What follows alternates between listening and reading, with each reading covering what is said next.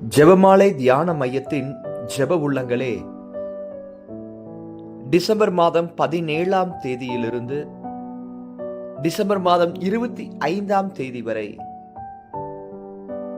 கோவை மறை மாவட்டம் கரும்பத்தம்பட்டியில் அமைந்துள்ள ஜெபமாலை தியான மையத்தின் வழியாக ஆண்டவர் உங்கள் உள்ளங்களிலும் இல்லங்களிலும் தன் இறை வல்லமையின் ஆவியானவரை அசைவாடச் செய்ய போகிறார். எனவே அதற்காக இந்த 9 நாட்களும் நமது கத்தோலிக்க திரு அவையிலே பாரம்பரியத்தின் வழியிலே குருக்கள் வாசிக்கின்ற திருப்புகழ் மாலையின் பகுதியின் வழியாக உங்களோடு உங்கள் உள்ளத்தில் உங்கள் இல்லத்தில் இந்த நவநாளில் கிறிஸ்து பிறப்பு தயாரிப்பு பெருவிழாவிற்கான நவநாளில் முழுமையாய் பங்கெடுக்க ஆவியானவர் துணை செய்ய போகிறார். பிரியமானவர்களே, நமது கத்தோலிக்க திரு அவையிலே நாம் பழக்கப்பட்டிருக்கிறோம். அன்னை மரியாவுக்கென்று சிறப்பான நவநாட்கள், நம் புனிதர்களினுடைய விழா நாட்களில் நவநாட்கள், ஒவ்வொரு புனிதருக்கும் வார நாட்களில் நவநாட்கள் என்று பல்வேறு நவநாட்களை நாம் கொண்டாடி கொண்டிருக்கிறோம். பக்தி முயற்சியோடு மேற்கொண்டு வருகிறோம். ஆனால் இந்த ஆண்டு நமது மறை மாவட்டம் முன்னெடுத்திருக்கின்ற முழு முதற்பொருளாகிய இந்த தியான மையத்தின் வழியாக ஜெபமாலை அன்னையினுடைய பிரசன்னத்திலிருந்து இந்த நவநாட்களை அன்னை மரியாவை போல உள்ளத்தில் இருத்தி சிந்தித்தார் என்ற இறை வார்த்தைகளின் அடிப்படையில் இந்த நவநாட்களை நாம் வெறும் பக்தி முயற்சிக்காக மட்டுமல்ல, ஆவியானவருடைய அசைவாடுதலிலே ஒரு கத்தோலிக்க திரு அவைக்குள் ஒரு மறுமலர்ச்சியை விசுவாச வாழ்விலே எழுச்சியாக ஆவியானவர் உருவாக்கி தர வேண்டும் என்று நாம் ஒப்பு கொடுத்து ஜெபிக்க போகிறோம். ஏனென்றால் யூபிலி ஆண்டை துவங்கவிருக்கின்றோம். அடிமைத்தன வாழ்விலிருந்து அருள் வாழ்விற்குள் நுழைகின்ற ஆண்டாக இறைவன் இதை மாற்றித்தர இந்த நவநாளிலே முழுமையாய் பங்கெடுக்க நீங்கள் உங்களுடைய இறை வேண்டலை ஆழப்படுத்தவும் அனுபவமாக்கவும் இந்த இறை செய்தியின் வழியாக ஒவ்வொரு நாளும் இந்த ஜெபமாலை தியான மையத்தின் வழியாக இந்த நவநாட்களானது உங்கள் அலைபேசியிலே இருக்கின்ற முகநூல் பதிவிலும் இறை வல்லமையோடு வாட்ஸ்அப் பதிவிலும் இது பதிவு செய்யப்படும். எனவே கலந்து கொள்வோம். இறை ஆசிரை அதிகமாக பெற்றுக்கொள்வோம். அன்பார்ந்தவர்களே, டிசம்பர் மாதம் 17ஆம் தேதிக்கான இன்றைய நவநாள் இது 3 நிலைகளில் கொண்டிருக்கின்றது. முதலிலே இறை பாடல், இறை வார்த்தை, மைய செய்தி என்று இது அமைக்கப்படுகிறது. இறுதியிலே இறுதி ஜெபமானது அர்ப்பணம் செய்யப்பட இருக்கிறது. இறைவனுடைய வல்லமையை உணர்ந்து பார்ப்பதற்கு இந்த வரிகளை உணர்ந்து நாம் பாடுவோம்.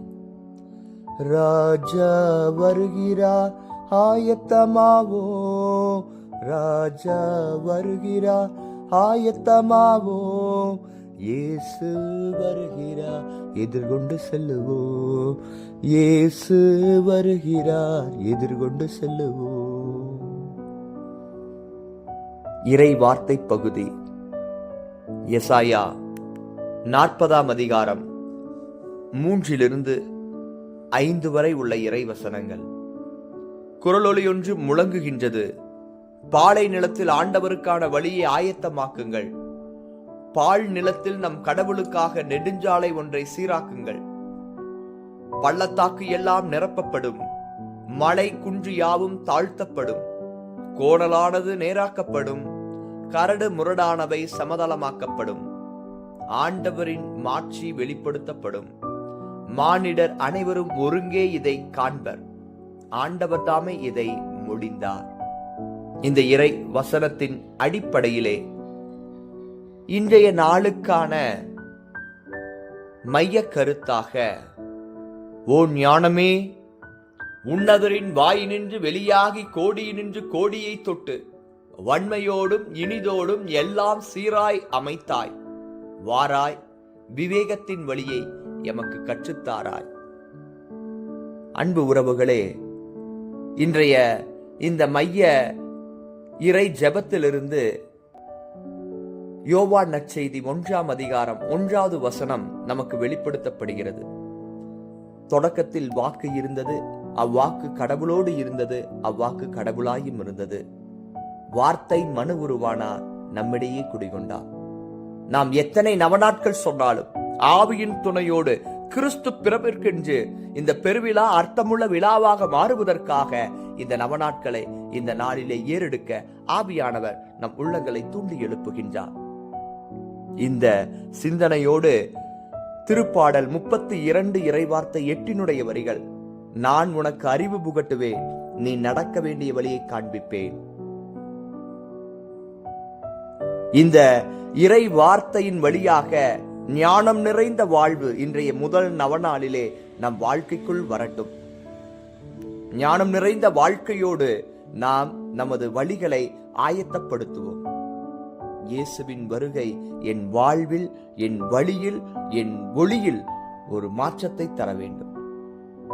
காரில் நடந்து வந்த மக்கள் பேரொளியை கண்டார்கள். நம்பிக்கை இழந்து துன்பத்தோடும் வேதனையோடும் பாரத்தோடும் பல்வேறு இன்னல்களோடும் இந்த கிறிஸ்துவ வாழ்க்கையிலே போராடி கொண்டிருப்பவர்களுக்கு ஒரு புது வாழ்வை ஆண்டவர் தன் ஆவியின் வல்லமையிலே தர இருக்கின்றார். இந்த நாளிலே சிறப்பாக இந்த மைய கருத்தின் அடிப்படையிலே, ஆண்டவரே, நாங்க யாரிடம் போவோம்?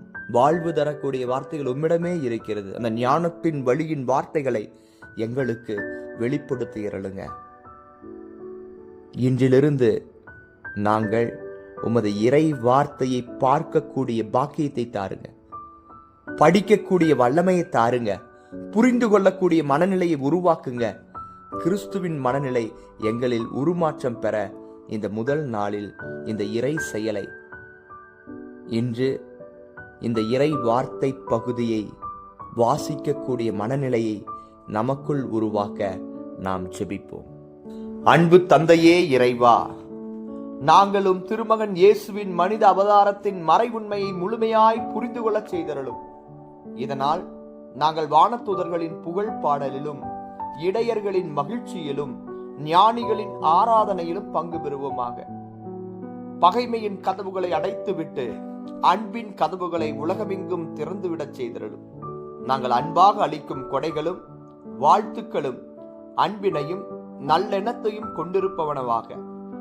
குழந்தை இயேசு கொண்டு வரும் அருள் வரங்களால் தீமையிலிருந்து எங்களை விடுவித்தருளும். தூய்மையான இதயத்துடன் மகிழ்ச்சியாக இருக்க எங்களுக்கு கற்பித்தருளும்.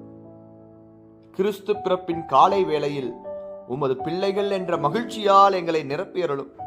கிறிஸ்து பிறப்பின் மாலை வேளையில் நன்றி நிறைந்த நினைவுடனும் மன்னித்தோம், மன்னிப்பை பெற்றோம் என்ற உணர்வுடன் எங்களை உறங்கச் செய்தருளும். இந்த மன்றாட்டுக்களை எல்லாம் எங்கள் ஆண்டவராகிய இயேசு கிறிஸ்துவின் வழியாக உம்மை மன்றாடுகின்றோம். ஆமேன்.